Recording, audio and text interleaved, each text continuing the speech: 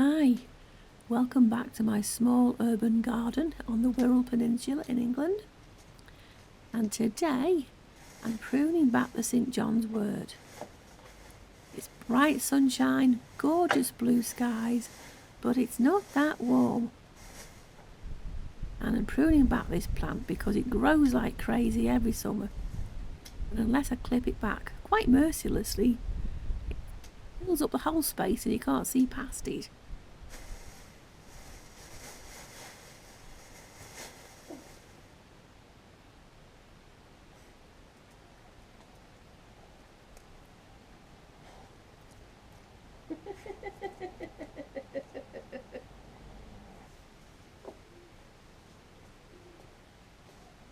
What are you laughing at?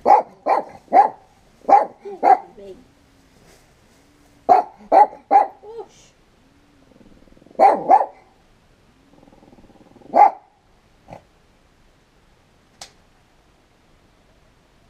And now I need to prune 2 roses that have grown really tall and leggy. They're very old roses. They were here when we moved in 11 years ago. And I suspect they might be past their best. The yellow roses, don't ask me what particular type of rose, I don't know. Here's Jim helping me and barking at nothing in particular.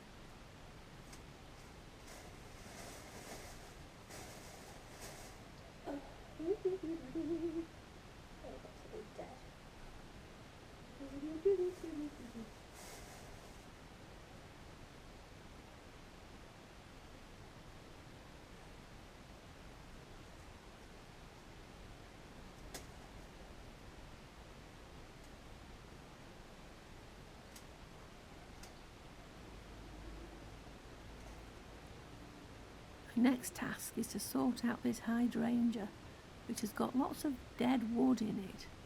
So I'm trimming back all the dead wood. I thought at the end of the summer this plant was actually dead, but it isn't. It's come back to life somehow. Apart from the dead wood bits, obviously. I'm trimming those bits out, and hopefully, with a good feed, it might revive. Again, this is a plant that we inherited when we bought the house. Not a big fan of hydrangeas myself. I think they're rather old-fashioned and a bit dull. Anyway.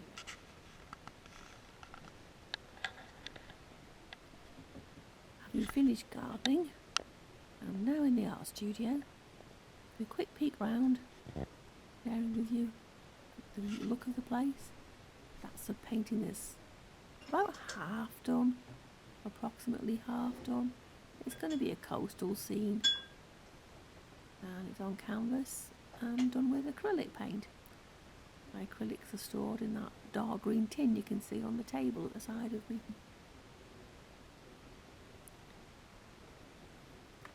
I haven't had chance really to do much painting over the last couple of months because all my spare time has been taken up with working on the 5th Artisan-Sorcerer novel, which is probably, or possibly, the last in the series. I say that with some hesitancy because I may well return to it in the future, but not for the time being. But I've got it around 90,000 words finished so far. The others in the series are approximately 100,000 words apiece. So the end is in sight. I've got to do the big finale scene at the end, and also make sure all the little subplots are all tied up neatly at the end. Of course, that excludes all the extra work to do, the edits, the rewrites, the more edits.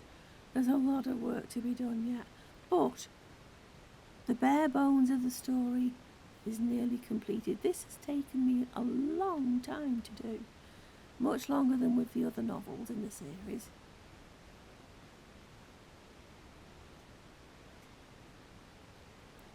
Okay, this painting is not finished yet at all, so I'm going to give it a rest and go to the park and get some fresh air.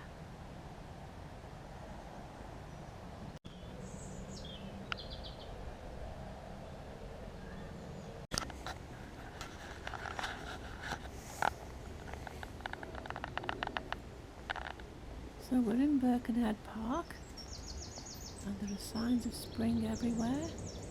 Daffodils, birds singing, and it's a gorgeous day. Here's Rosie and Jim. Always keep me company. Don't know what they found to sniff at.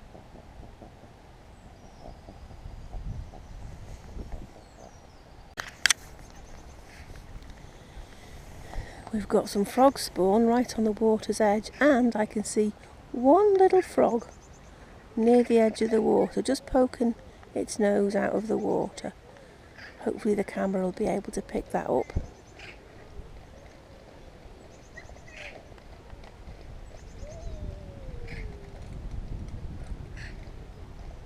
It's not moving, it's sat there absolutely still, with just its eyes and nose poking out of the water, just close to the water's edge.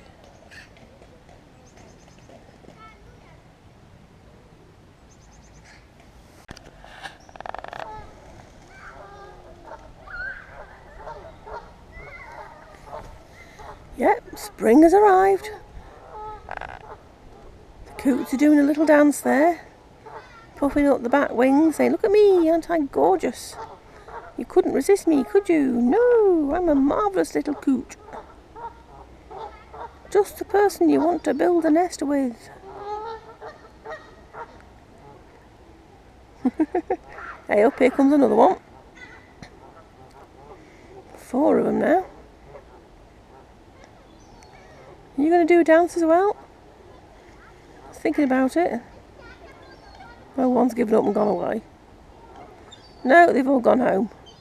Decided it's not worth the scrap.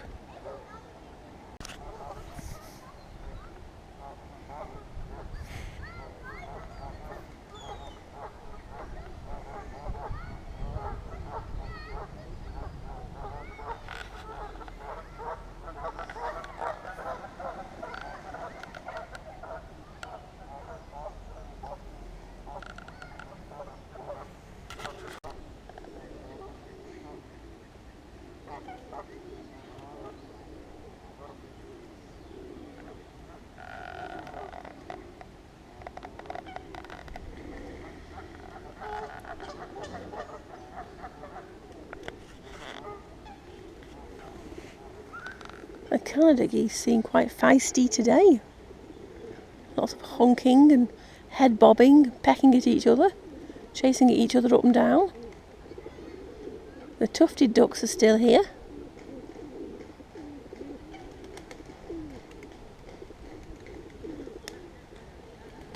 And obviously loads of pigeons. That's a pretty one, the brown and white one. Oh, we've flown away. Oh well.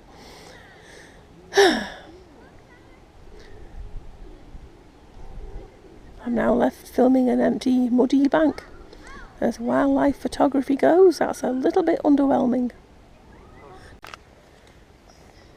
Look at that rainbow. Just brushing the treetops. Isn't that lovely?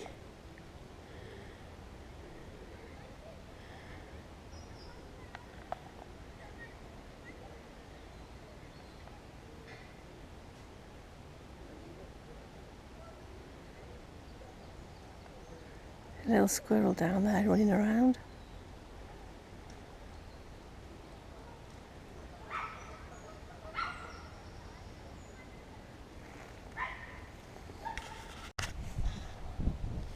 How's that for a feast for the eyes?